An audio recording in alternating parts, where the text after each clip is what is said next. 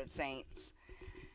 I want to do this for a sister in Christ had sent something over saying, man, I wish I could go to a job, where I wasn't just full of anxiety every day.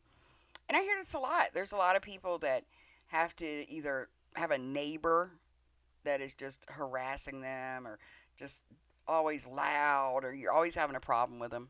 I have a few Christians like that tell me they got neighbors that just seem to despise them and always make their life difficult, or a coworker.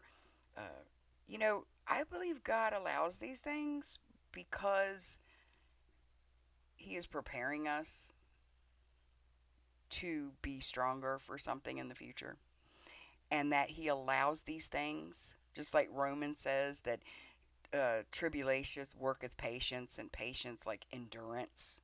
So He's allowing character to be built in His children so that it doesn't all hit us like a flood. We're prepared and we know how to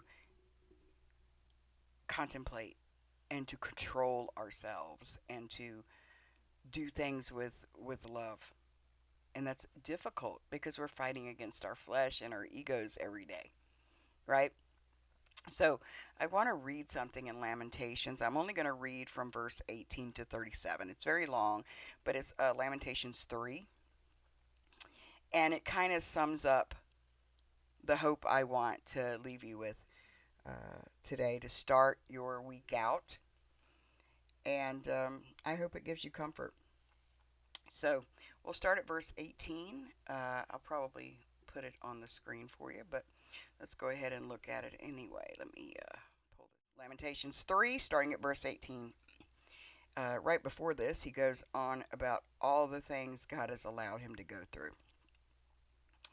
And his bones have been broken, and his heart has been destroyed, and because he's an older man now, and all the things he went through, even hard work. But he finds his hope, and I want you to see this. And I said, my strength and my hope is perished from the Lord. Remembering mine affliction and my misery, the wormwood and the gall, that's bitter. My soul has them still in remembrance, and is humbled in me. This I recall to my mind, therefore have I hope. It is of the Lord's mercies that we're not consumed, because his compassions fail not. They are new every morning. Great is thy faithfulness.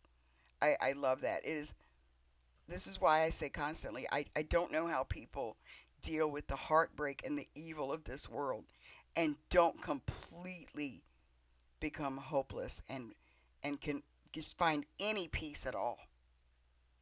Because it's only in the Lord I can face these things. Knowing that he's just, knowing it's going to be dealt with, knowing that I have him with me to care for me and that he does care. And if he allows it, he's going to use it. And it's always for the good of those who love him. So, his compassions, they're new every morning. Great is thy faithfulness. The Lord is my portion, saith my soul. Therefore will I hope in him. Same with our salvation. Our security is in him. The Lord is good unto them that wait for him, to the soul that seeketh him. It is good that a man should both hope and quietly wait for the salvation of the Lord. It is good for a man that bear the yoke in his youth. It's good for a young man to work hard. Teaches him responsibility and other characters. He sitteth alone and keepeth silence, because he has borne it upon him. See? Self-control. Kids aren't doing it these days. He putteth his mouth in the dust. If so be there may be hope. He giveth his cheek to him that smiteth him. Jesus uses something similar, remember?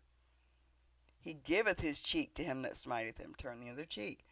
He is filled full with reproach. For the Lord will not cast off forever.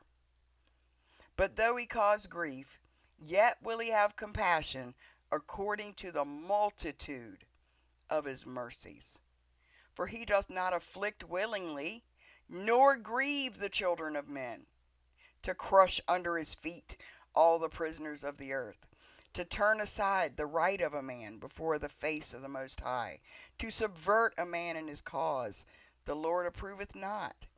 Who is he that saith, and it cometh to pass, when the Lord commandeth it not? So, what in the world can happen if God said that ain't gonna happen? It won't happen. So I wanted to tell you, sometimes we're in these situations that just seem miserable. Don't lose hope. If God is allowing it,